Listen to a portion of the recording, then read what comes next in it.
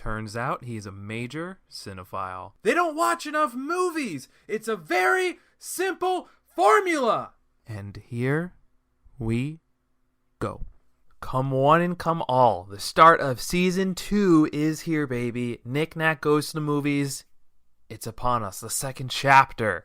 So having recently watched 28 Days Later on Amazon Prime, and with the recent news that the 2021 Resident Evil reboot film just wrapped up principal filming, and just being in a zombie mood, I guess, I knew the what, and that brilliant news almost instinctively picked this episode for me. When I first watched that one scene from one of these movies on Twitter or YouTube, whenever it was, I may not have even had Twitter yet at that point, the Wesker fight in the fourth movie with Wentworth Miller, who is amazing in Prison Break and the Arrowverse, I was still kinda terrified of zombie movies at this point, but just a few years later, my boy Evan from college would get me to watch The Walking Dead and start me on this dangerous path to all the zombie movies and TV shows and whatnot I could find.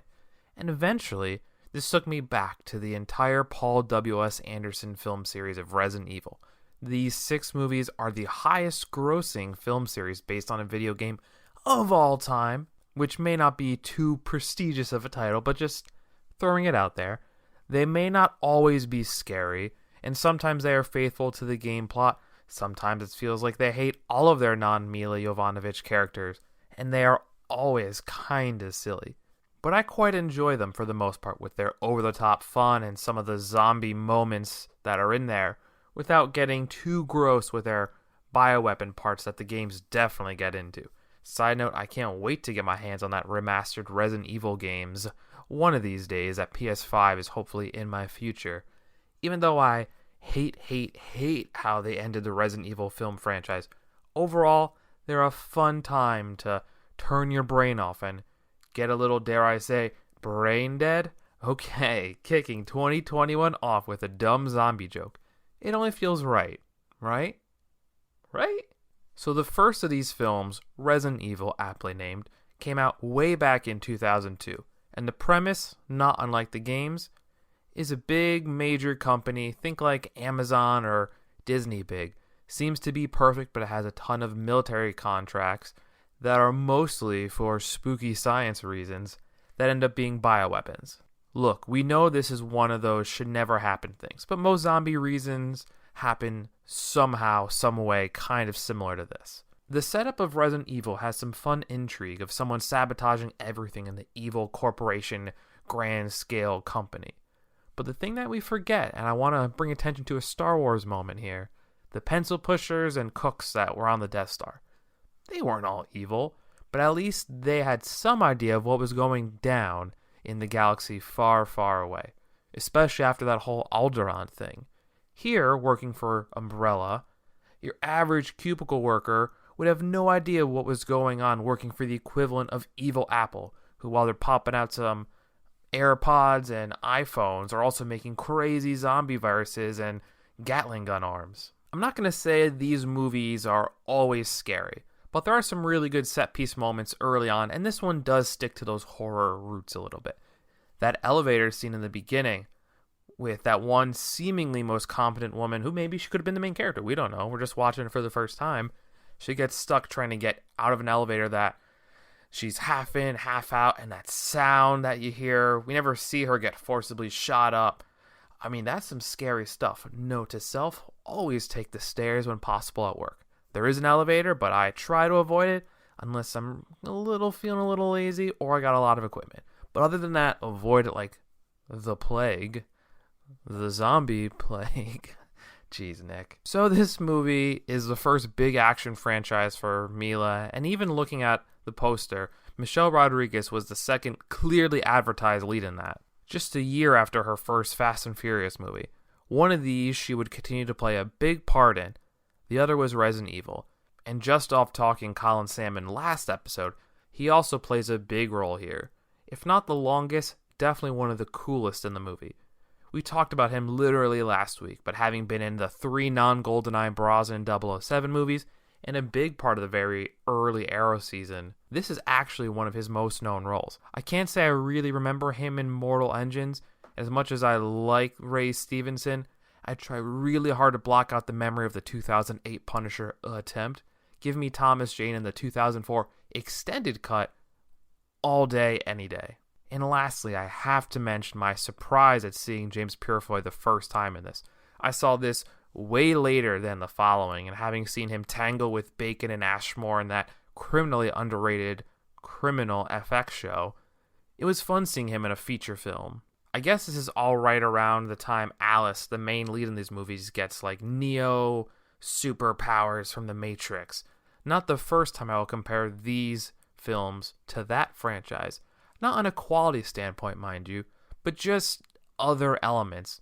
As this did come out a bit after that, a lot of movies took inspiration from The Matrix, but none could quite nail down that cool factor of, okay, I guess, is the cool thing in the Matrix movies everyone wears black and does backflips and slow-mo shooting in sunglasses no matter what time of day it is? I don't know, I mean, those are cool things, but maybe they just should have thrown Keanu on this franchise. Maybe that would have made it cool, right? I have to say, there aren't a lot of jump scares in this movie, but the ones that are here, they're subtle and good enough to get you that jolt you want. This is a thing about these and normal zombie movies. The normal rules are zombie exists, they're either slow or fast, and that's the scariest thing. But sometimes man is also the monster.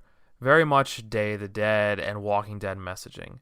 Here some of the scares come from technology for sure, and the zombie mutagen can infect animals, and sometimes we have Frankenstein-like creatures.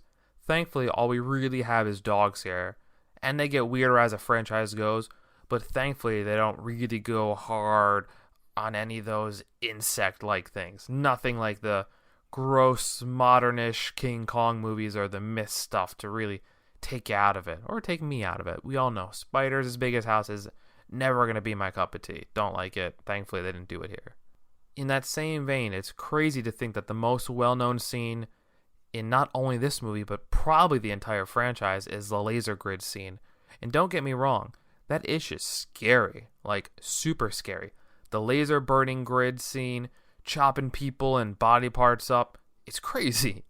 And that scene of Salmon jumping up and just barely making it with his knife getting cut a little bit, it's used in every Blu-ray or DVD technology trailer for a time. And seeing him get laser gridded and just pieces falling off him, damn. This one really did some things. It is a bit convoluted at times, and so many people who seemingly are on the same side have so many different other goals. It may take you to the end to figure it all out. You have some people trying to sell the virus, some trying to bring the umbrella down, some are trying to contain, and some are really, really trying to contain everything. One thing I gotta point out that's not so great, the hologram in this movie, awfully animated. It almost looks like rubbery 2003 CGI Hulk animated. With how barely used it was, you figure they could have done what Star Wars did and make it look even a little bit more realistic. That technology was ages old in the late 70s, but that is why they were and still are so good. One thing I will never get in this or most movies that are in the zombie category is that it always takes people way too long to realize what these things are or even call them zombies. One of the wilder things about The Walking Dead is in 10 seasons on this show and 193 comic books, not one of the people either introduced or came across in this world just says, oh yeah, that's a zombie. Calling it a zombie is what it is. Every other slang in the book. But no zombie name calling? Like if I see someone growling and one leg limping and they're missing a massive chunk of skin or it's like falling off or they're even like bluish, greenish, you best believe I am power walking or running out to the nearest safe place. Non-wood door. Not on the first floor. Where I have a key and surviving as long as I can. This used to be a fun mind game I would play of what to do if a zombie apocalypse started right now, but I don't know, 2020, if things are pretty bad as is and not kicking off super great in 2021, so doesn't really feel like it's in the mood to play that game as much these days. And when we finally do have some good scary zombie scene, like they did some great things with them. The scares are more present here than they are the rest of the franchise, and the guns and action are a bit more muted, which is, not to say that the wild antics of some of the later ones isn't entertaining. It definitely is, but there's something that it feels like the balance is really well hit here. I will never understand how the zombie and dogs look so good in this, but that liquor, especially early on when you see it, Like the running of a CGI thing, it looks really bad. And it's actually not terrible when moving a bit slower, but that first introduction shot, woof. I think having this movie all kind of contained and a little claustrophobic really helps crank up the scare factor. And it finds a way to make Alice being skilled at combat not feel too over the top or forced just yet. This must have been a big surprise to fans watching this movie for the first time and wondering where any or all of the named characters were in this movie. You could say actors, you could say characters, what have you. There's a blink and you miss it cameo and voiceover of Jason Isaacs, aka Lucius Malfoy, but that's more of a neat thing over any real connective lore. Overall, it's a small-scale character drama that has a ton of scares and some action set pieces. And if you know how the games go, the movie is no exception, and the end is seemingly escaping, but not before some big creature battle. It ends in true Resi fashion. While not the most faithful to the games, which it does not have to be rehashing of the exact games for every movie, this one does have those very similar moments, not as much as the next film we're going to talk about here, but definitely some. But like all these movies, it would not be par for the franchise without some crazy cliffhanger, and the one here is pretty strong. They tease the Nemesis program and Raccoon City, where all franchise fans have been excited about. And here we go to the next of the 6. So before we get into the movie apocalypse itself, the actors here do it for me again. Mila returns, but Oded Fehr from the Mummy movies is probably my favorite add to the franchise as Carlos Oliveira. I know these aren't main characters, but Jared Harris, Mad Men and The Terror, is great in the minor role, and Thomas Kretschmann was a great villain company man. His talents were squandered in Age of Ultron, and I wish we could have seen more of his role in the MCU. But he is a great bad guy in everything I see him in. We also get some more video game name brands with Ian Glenn from Game of Thrones, who in this movie is Dr. Isaacs, but video game fans will pretty much recognize the character as just a clone of shady Dr. William Birkin. We also have a Jill Valentine sighting as Sienna Guillory. She is best here, and the other film in this franchise, she gets the super short end of the stick. They always did more with Ali Larter and Claire Redfield overall. If there's one thing I really, really like about this movie, while not a direct movie retelling of Resident Evil 2 and 3, it feels kind of right at home with those. And there's something to be said about feeling right at home and comfortable in the world that was laid out in the source material, in this case video games. Also, Jill Valentine's intro is amazing. While not Alice's, the badass nature of shooting multiple zombies before anyone else really knows what's going on, it is a ton of fun. And they do that thing of having semi-accurate source material outfits here more than any of the other movies. Well, maybe 5 a bit. Likewise, the Carlos introduction of jumping out of a helicopter on a bungee and shooting a ton of zombies through the air. It looks a little bad special effect-wise, and they do this a few times in the franchise, jumping on helicopters. But it is like this movie as a whole, super fun, and in that recently released remake of Resi 3, he got a lot of extra love and how the animation and animators made flowing locks on that next-gen hardware. The one character that was done in a super strange way has to be Nikolai, who here is just a partner on Team Carlos, who used to be a backstabbing, self-serving Russian spec ops agent. He had way more depth as a character, where here is just a name that could be any generic person. But if nothing else, I always laugh at his scenes and his one-liners. While not as heart-poundingly tense as the first movie, this one has some of those fun moments. The church scene is great and hits a few of those nice, we're used to zombie beats. Sometimes having people want to just save their zombified family members and jeopardizing the group.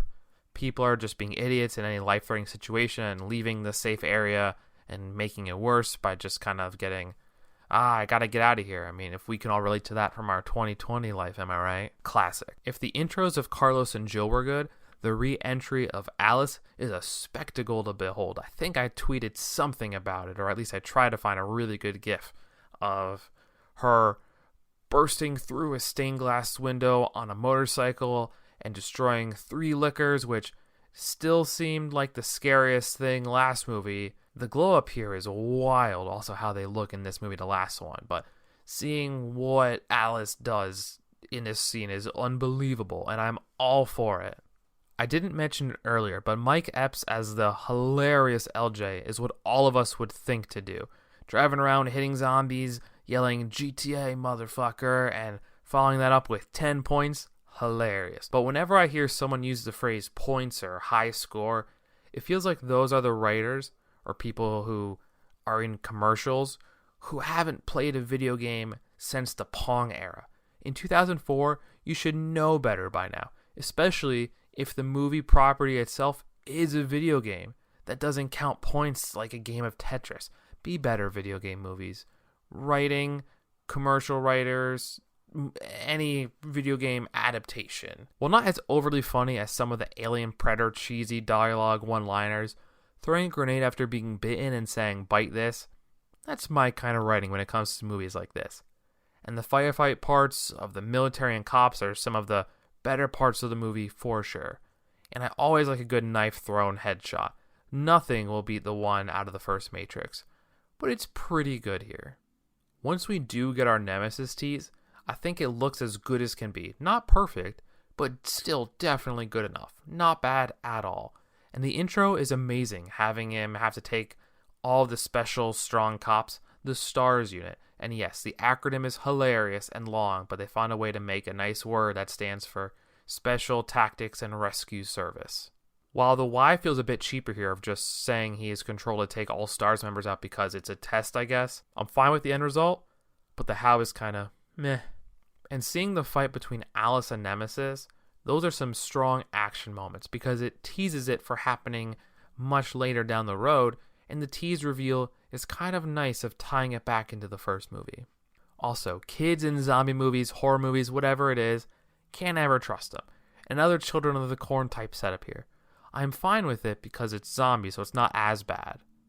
But kids in scary movies, not so good when they are demon-possessed or just evil for some reason.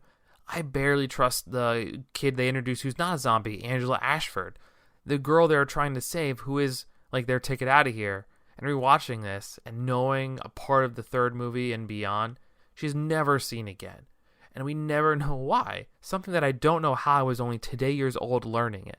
But sadly, this becomes a staple of the later films.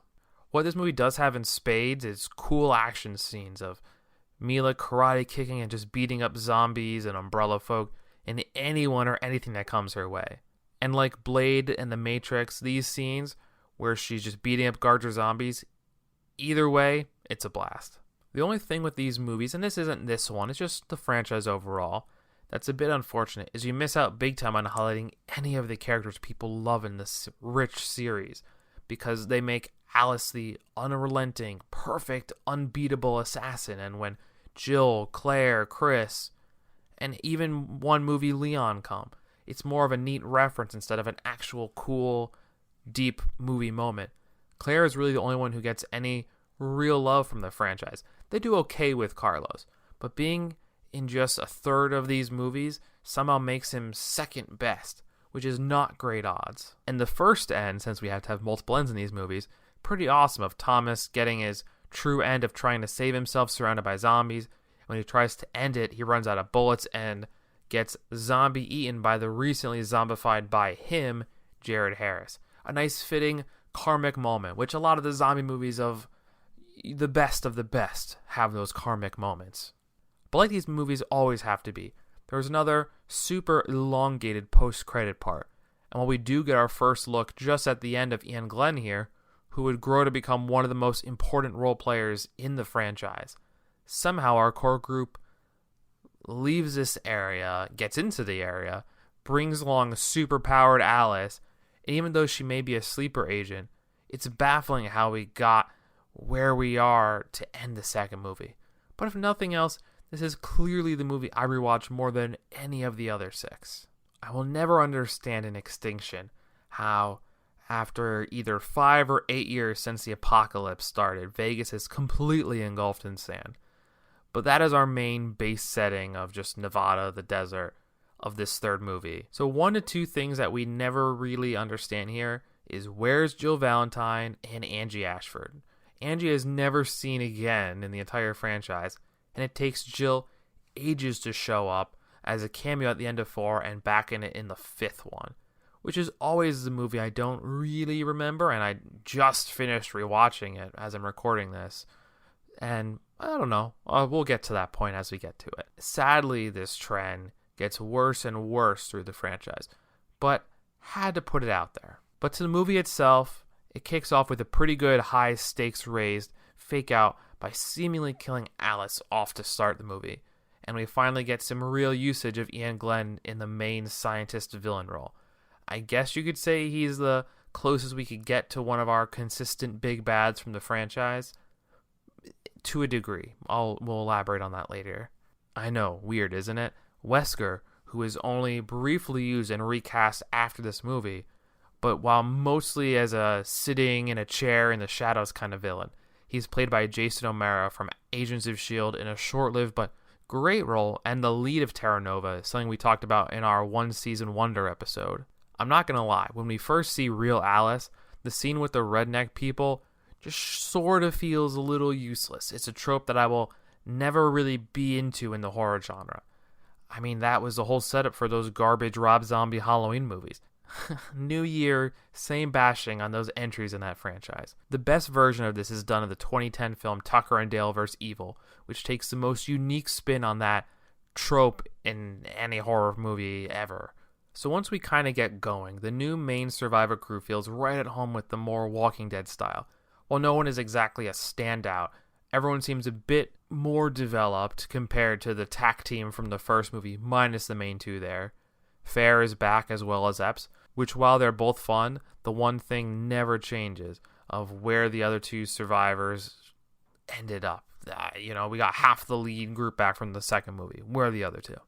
Never mentioned again, not even, hey, when Alice sees Carlos, you could ask, hey, where does Jill end up, by the way? Nope. Not in this movie, not in any movie like that. But we do have some excitement, at least, of another named character in Claire Redfield, played by Ali Larter from Heroes, among other things. Her character easily gets the most love, secondarily, as she appears in the following film as well as the final in the franchise. And that last movie needs all the help it can get to be anything redeemable. Not great. The only one of these I saw in theaters was that movie, and that was such a letdown. The writing on these movies is still pretty funny, and something that Epps and Fair both provide as an outlet for these jokes. Their chemistry together with Jovovich plays really well together.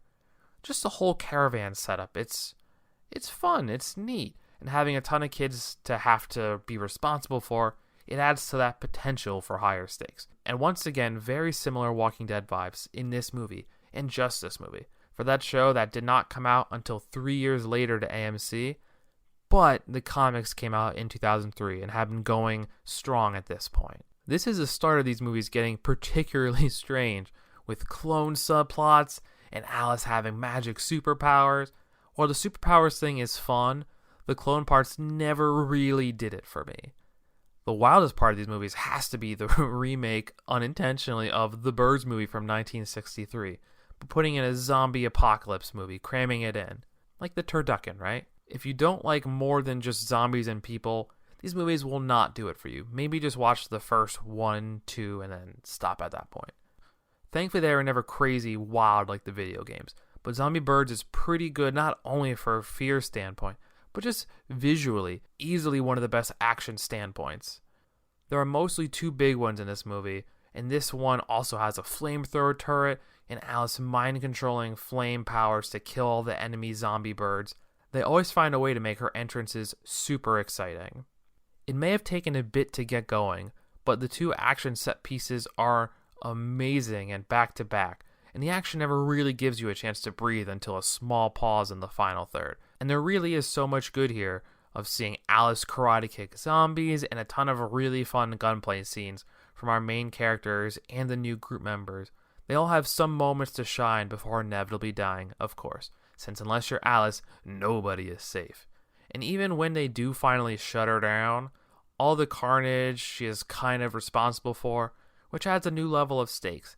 Even though she's not the savior of humanity, or even really knows these people, I just wish we had a few more Alice and LJ Carlos scenes. And boy does it stink when we have to lose Carlos this early in the franchise. If only they could have held on to their characters for longer at all. And at least Carlos has potentially the best send-off of any of our dead characters. I never really understood how Carlos got sick after being a zombie, after already getting the antivirus once, but that's me trying to play medical questions of a fictitious zombie virus. Not really feasible for me to do, and I don't have that medical background either. Also, before the end, I always felt like the amount of people would never fit on that helicopter that they leave on. I don't know weight requirements, but I never really got that part.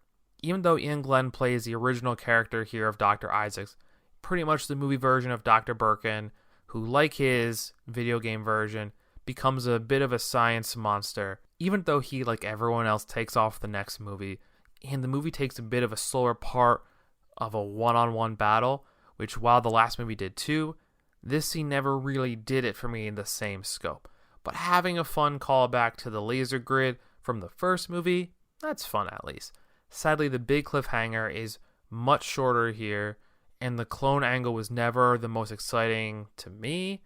So, good enough movie, but the cracks kind of start to show a bit here in this third one. I must admit, I have mixed reactions to the movie Resident Evil Afterlife. Of the movies in this film franchise that I don't love, I weirdly have seen this one the most. Mostly because of Wentworth Miller, and the nice intro to Boris Kodjoe's character. And yes, I pretty much know him from the mockumentary Real Husbands of Hollywood show starring Kevin Hart from BET. This is also the first film that has some actual use of the franchise's big bad and Albert Wesker. He is recast here with Sean Roberts, definitely looks the part, but he is not super charismatic in any of these movies. Like I said, Wesker's big fight scene was the first of any Resident Evil movie or game footage I saw, all because of cool Matrix-looking fights and Wentworth Miller. Yes, I will be talking about him a lot here. Look, he was amazing in Prison Break, and I was not okay when he died the first time in the Arrowverse. So, I like movies with him, and obviously watching this, there was hope he would be in a few movies in the Resi franchise, right? Right? Wrong. But to the movie itself. I do actually like the start with some fun sniper banter. They also have a fun reference to the original game name calling a zombie a biohazard. Fun attention to detail that somehow never turned into the main cast of characters. Interesting. Things are legit bonkers in this movie intro. The action is packed, and seeing Alice take on Umbrella Goons, always a riot. Things get weird here when she has a clone army with her and she's throwing ninja stars and slicing up people all the time. Things are truly balls to the walls, and I'm kinda here for it.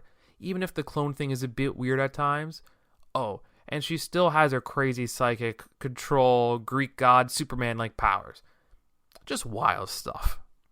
I also have so many questions about if clone Alices are cool giving their lives for main Alice, if there's some hive mind at play. The questions are endless. And once the shooting guns with flying scenes, backflips and all are done, none of these really get answered. The clones are action-wise pretty much given up on, the superpowers are gone as well, and a normal as can be Alice is there in return. They also do a ton of time jumps to try and compile a semblance of a coherent story. It's one thing to do a ton throughout a TV series. The Walking Dead has a few. But to do so many in the same movie so early on, not good at all. And somehow human Alice can survive incredibly insane plane crash. As if. Sadly, this is where the movie takes a turn. Possessed Claire is used literally in the next movie as Possessed Jill, and this one's not as strong. And after that moment, becomes a way less interesting setting compared to any movie prior. Zombie La La Land should be cool, but instead they spend most of their time locked into one specific rooftop and building, with a new group, other than Kodjoe, who somehow can keep a plane from falling off a roof with his bare hands. This group is pretty whatever. They really just sit in this locked tower for ages. But Miller is locked in jail to start, which, hilarious as a Prison Break reference, something they do in The Flash and other Arrowverse shows too. And I do like Wentworth in this role. It just doesn't seem like the Chris they had in the games. He's not punching boulders anytime soon. But we also get so little time with him, it's just not the same. It really feels like a missed opportunity to do more Apocalypse LA things than to not be just cooped up for most of the movie. Also, the reason I don't think I care so much for this movie is one of the scary parts is billed to be this Axeman. They also have digging zombies, I guess. But all of it just doesn't really do it for me. Dogs, zombies, and yes, a nemesis are all cool, but this big zombie with an axe is way too important and set piecey for me to be in this movie. I like my zombie movies and shows when they have rules, and that is not necessarily this franchise. But blame me for wanting something specific with these movies. Not that they are scary, especially the later ones, but there is just way too much extra that isn't very cool. It honestly feels like they combine Chris and Wesker a bit, because I really like Chris and Wentworth as a character here, and sadly, the Redfield reunion is briefly, at best, utilized and displayed. But there was so much more we could have done with them together. Sadly, this is Alice's story, and to a lesser degree Claire's, which, while not bad, once again, throws everyone else to the side. That's the tough part here, balancing how much I like Miller and the Wesker fight at the end, with how kind of blah the middle of this movie is. Also, this is one of those movies that loves to have 3D moments that look just cheesy and stupid these days, and they do this a little bit as the franchise goes on. I don't know if you'd say it's as bad as like Friday the 13th 3D, with like the eye popping out and other things that are bad. I think it tried to be silly there. Here it's almost trying to be cool and serious, and seeing things coming at you. Oh, watch out for me in this wrench. I'm throwing it at you. Like, it's just stupid here, and it's almost trying to be cool, and it never will be. Like, shooting zombies is cool and all, but making it so small scale and generic is just kind of blah for me. And having this one guy kind of backstab the whole group and be kind of weaselly, it's neat, but you kind of know he's a dick, and it feels a little out of left field and a bad surprise. Both predictable and random. And it would not be complete without Alice shooting while flying off rooftops and kicking zombies in the head. Those are the true staples of the Resident Evil movie franchise. The worst of this movie is the axe zombie big guy fight. 3D specific scenes, slow-mo flips galore, and just water everywhere for the sake of it being cool and slow-mo and even a little sexy. I hate this part of the movie so much. You know what is fun? Watching the Redfields and Alice fight slow-mo gunplay Wesker and some zombo dogs. It was cool on YouTube the first time, and it's still cool. The only bummer here is that they took away Chris and Wesker being teammates and having a history. They're just some people that are fighting this blonde, sunglasses indoors, cliche-looking bad guy. Which, cool, but hope. So much hope. The new movies make these relationships mean something, and not just throwing name characters into a movie that look like them, but focusing on only one original character. It doesn't bug me at all until this movie and what happens after, because I love Mila and Alice in this franchise, but man, they missed out on some things with every other character here. And how does Wesker seem to know the Redfields, but they don't know him? It just doesn't make a whole lot of sense. Also, they made this girl Kmart so important in the third movie. They briefly have her here in the fourth, and like most characters, they quickly are forgotten about, to a cliffhanger ending, and a tease to an almost unrecognizable Jill Valentine. Also, Boris turns out to be alive, and makes a few fun jokes, so at least we have that to look forward to. This movie, in short, lots of style, Wentworth Miller, not a ton of substance. Like I said, this next movie probably I remember the least about. I don't know why. I know I like 1, 2, 3 is fine, 4 is a mixed bag, 6, absolute rubbish. I never really know what 5 is. So let's see what happens when I take a look at Resident Evil Retribution. I will say we have a lot of faces back in Retribution with Colin Salmon, Michelle Rodriguez, Oded Fair, all back from the dead to reprise their roles from the franchise. We also get more about brainwashed and now blonde Jill Valentine. Ashmore and Kojo are back from their last film roles. Ashmore does not do a lot here. And we get a ton of new characters. Well, old franchise favorites like Leon Kennedy, Barry Burton, and Ada Wong, who has a surprisingly big role. Can't say it's not weird to miss out on any of the Redfields after last film. But sadly, this trend will come to its most awful, worst, and unforgivable sin in the franchise when we talk about the final chapter. If nothing else, this movie starts off in a super cool way, kind of like the Deadpool movie beginning of slow-mo, time, scaling, but here it shows the entire conflict that was teased in the previous movie, but from the end in reverse speed and from Alice's perspective. And it's super cool to watch and a really interesting way to get the credits in. and we see a bit of Blonde Jill and the Umbrella Goons, but somehow no Chris or Claire, who were literally on the boat with her to start. And if we see the attack from beginning to end, we don't see them at all. How? How did that happen? What happened to them? Did they end up in the water almost immediately? It's laughably crazy if you only have one of the 3 gun-toting people in this firefight, and no explanation is ever really given. Bad from a continuity standpoint, but it looks cool. Why oh why did you not find a way to make those characters a part of this movie? They were and should have been important.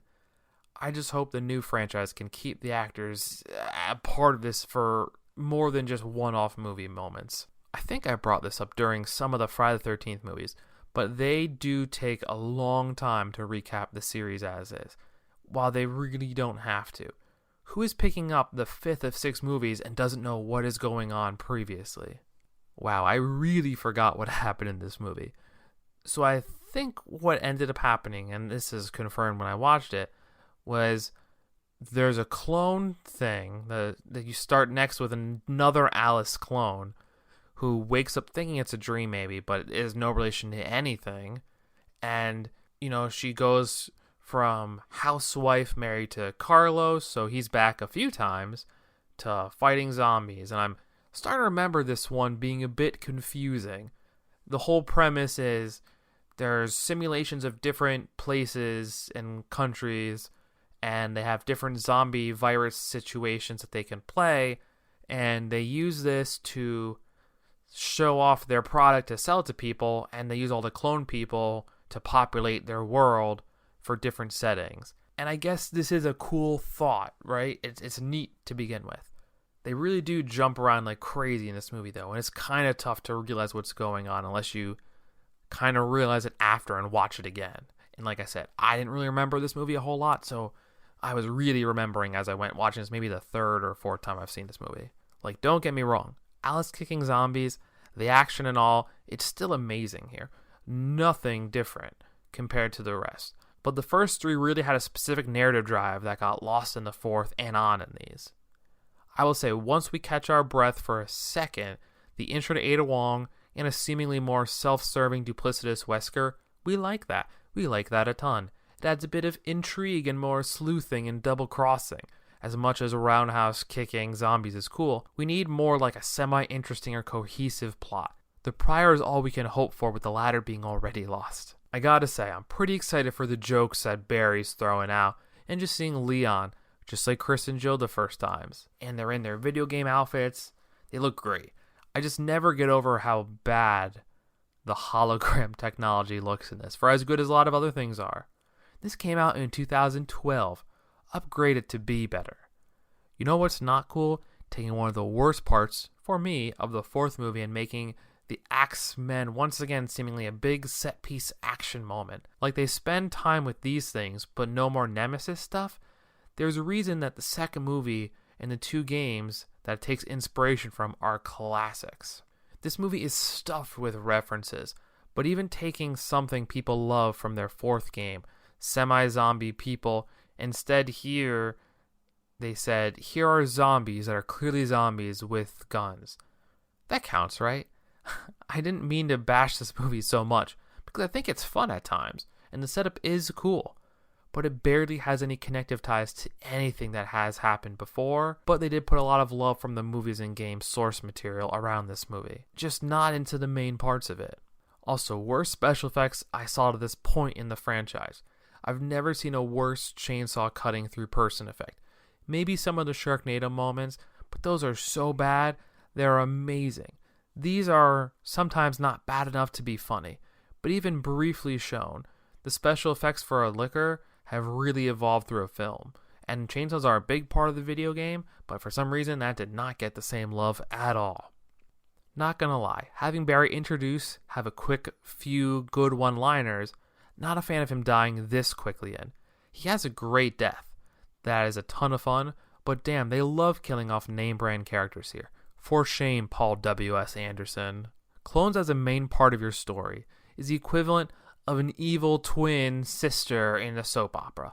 Only Star Wars managed to make clones cool and mean something to the greater story. Here, I don't get it. They're sometimes here, sometimes they're not. They're thrown in the 4th, the 5th, and briefly in the 6th. Well, more than briefly when we get to it. This movie also has way too many fake endings, even for an epilogue-riddled franchise. I mean, the slow-mo Jill-Alice fisticuff fight is cool, but having not seen her in ages, it's more of like, why did it take so long to bring her back? Even Luther gets a pretty quick, unceremoniously out of left field on-camera death, with Mortal Kombat-like zoom-ins of bone cracking and some reason in some green visage of it. So once we're at the real end, honestly, this made me want to watch the last one in theaters. Jill, Alice, Leon, Ada, and Wesker all on the same side fighting zombies and all manner of BOWs in Washington, D.C., the Oval Office. Like, this all looks super cool, and she gets her superpowers back seemingly. The cliffhanger looks amazing, and the final chapter has to be cool. And there were rumors of the Redfields being back, and all manner of everyone coming back for an amazing final chapter. So the end of this franchise looks amazingly awesome, and it was teased, and I was so excited for all these awesome things to happen. But you know what? For as awesome as that end looked, we got something else.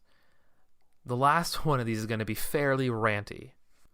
So the last movie showed a conflict to start, but cut out 2 of the 3 main surviving characters. Here, it's so much worse. I will say, if nothing else, the beginning recap is at least all new original footage, and the zombie cable car scene's pretty good. You never want to give someone in a zombie movie CPR. It never works out. It always, you end up with a mouth, lips, or ear bit off or something like that. And there's actually some scenes where Isaacs and Wesker are doing shady business deals, but I have to say they really screwed up some things of who is actually in charge. In 3, it seems like Wesker is in charge, but by 6, Isaacs is clearly in charge and Wesker is his lackey. All while he seemed to be on humanity's side. But joke's on us viewers, we pick up with the battle long since done, and nobody's ever mentioned again. But Alice is alive in the ruins, of course. But seriously, what happened here? How did you skip the entire battle off screen?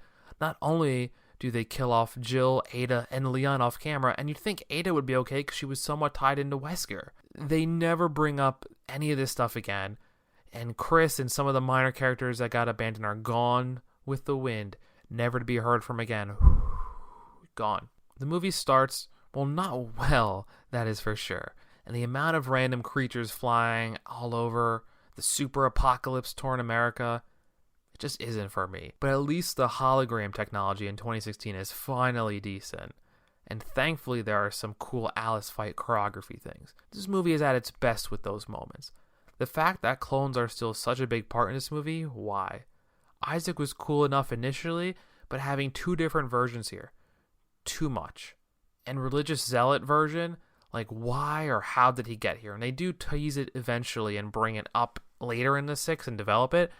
But you can't introduce someone in the last movie having a new character trait that you never noticed before. I don't get it. I do like Ian Glenn in general, obviously, but this is too much. I won't lie. Part of my issues with this film has nothing to do with what was in it, but more so what was not in it, what was left out. Because some of the early on tank fight scene choreography, once again, pretty cool. Even in the worst of these, which is this one, the fighting and gunplay was never bad. Even the gore was pretty good. Somewhere, these went from scary to reminiscent of source material to just bad. And even though we love Mila and Alice, sometimes this movie and franchise is just bad. Thank goodness Claire is here.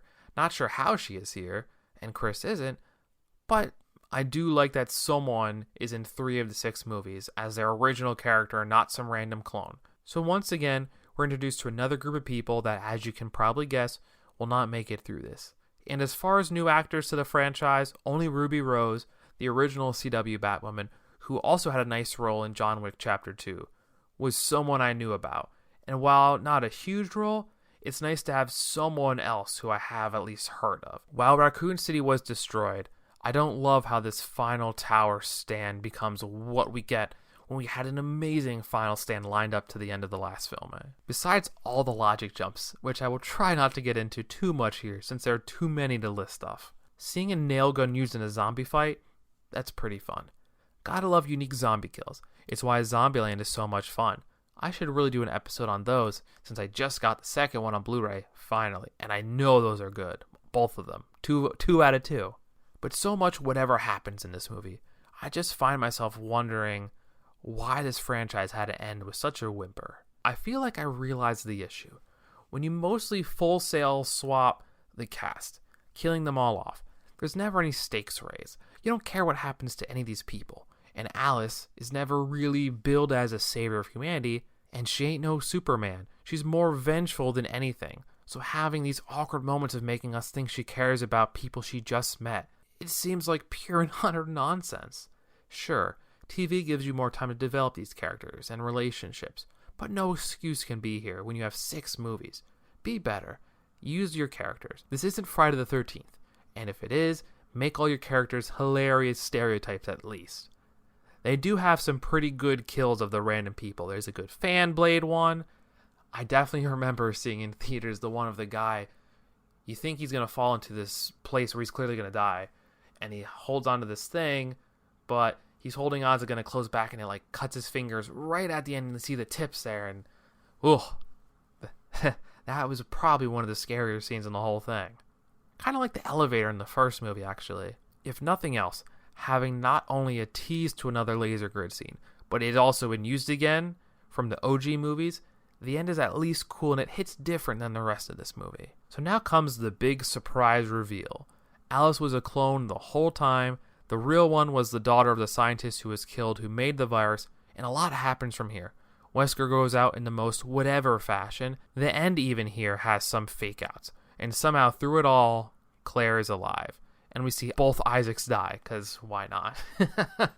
One kills the other one after you thought the other one was dead, and then they're all dead pretty much. But somehow Claire and Alice is alive. And obviously the whole time we were teased thinking, oh, Alice is going to die. She has to die. She has a virus. But she lives. She gets her memories back. And while they seemingly fix the world, now she has to clear out the world of the remaining zombies that still exist because airflow patterns don't work the way they used to in the modern world. And somehow in the end, she's fighting flying monsters. And guess what? Claire, who we just saw, nowhere to be found in the end. Like, if you weren't going to use her, just kill her at the end and keep it just Alice. I'm just saying, like, pick a lane. What a garbage end to this series that while I at least like things in most of the movies, and some I really like, this one is an abomination. Not unlike the gross-ass creatures concocted by Umbrella in more so the video games. But let's get to our rankings list. Not going to really be too many surprises here. Maybe I'll get you with one. But the first list for Nick Nat Goes to the Movies in 2021. Number 6, no real surprise. Very irredeemable for the most part. Resident Evil The Final Chapter is bad. Very little good here. Bad. Such a bad movie. First real question I had to myself was Resident Evil Afterlife or Resident Evil Retribution for 5 and 4? And I thought about it long and hard, and I had to tell myself Wentworth Miller being in the movie cannot mean it's the 4th best movie. It can't. Where Retribution has some weird plot pacing moments, I at least like all the characters and a lot of references to the movie and the franchise as a whole. So I did go Afterlife 5, Retribution 4, which I'm not mad about. I wish Chris was alive in the 5th and the 6th movies, because why not? But they didn't do it for some reason. They couldn't make it happen. No surprise for number 3, the 3rd movie in the franchise, Resident Evil Extinction. Look, it's a fun movie. Oed Fair and Mike Epps are both hilarious, and seeing them back from the 2nd movie is great. I think we get Ali Larter in a great role. We get a lot of Ian Glenn, and we see some Mila superpowers. Probably the most we see of her using these powers in the 3rd movie. It's fun. It's not as good as 1 and 2, but it has some really nice moments and some fun Walking Dead moments. And unlike a lot of the movies that come after this chronologically, this one finds a way to use its shortly lived, fun cast of supporting characters. So probably the big one, right? Resident Evil Apocalypse, 1 and 2, where am I going to put them? I'll say this. Resident Evil is probably the scarier movie. It has some great actors for sure. I think Resident Evil Apocalypse is very much the game movie. If you're a fan of the games, you'll like that movie. It feels very telling to it. But I think both are awesome movies, easily the best two in the franchise. I went with Apocalypse, which may be surprising because I like the scares and evil a lot. But Resident Evil Apocalypse has some of the goofiness, which is part of the franchise as a whole, film and game. And it feels like it's a fun retelling of a story that's similar to what you know, but not exactly the same. But once again, both great movies, but gotta give Apocalypse the nod. So before we end, let's talk a little bit about the future of the franchise, which was kind of the inspiration to this episode. The reboot film is coming out seemingly on September 9th, 2021, but let us not put specific times on anything with a release date just yet. With how crazy the film release schedule has been, along with everything since 2020, the year from hell happened. Along with the new Mortal Kombat and Uncharted movies, plus a sequel to the Tomb Raider game movie is in development, as well as TV shows from The Last of Us and Assassin's Creed. 2021 could be the year for video game adaptations to finally make it big. Let's ignore Monster Hunter. Yes, we just talked about their lead actress for a long time in this list, but that's a 2020 movie. Let's leave that in 2020 where everything's terrible. Haven't seen it yet, but apparently the reviews are not kind. But T.I.'s in it, and we like T.I., I think. Yeah, I like T.I. He's funny in the Ant-Man movies, right? So the main cast this time around: Kaya Scodelario as Claire Redfield from the latest Pirate movie, Hannah John Kamen as Jill Valentine from the latest Ant-Man, Neil McDonough as William Birkin from so many things, but I'll say the Arrowverse here, Tom Hopper as Albert Wesker, Umbrella Academy, Robbie Amell as Chris Redfield, also the Arrowverse. Just some of the names in this film. But one thing is for certain, they are putting Jill, Chris, Claire, Leon all in this movie from the start. And if this becomes a franchise, we know they'll be our leading characters and will not get tossed aside so unceremoniously, like Leon and Ada did at the end of the 5th film, and killed off screen. Or do a one and done and never explain where Chris Redfield is. These are both inexcusable things that still bug me to this day with that last movie.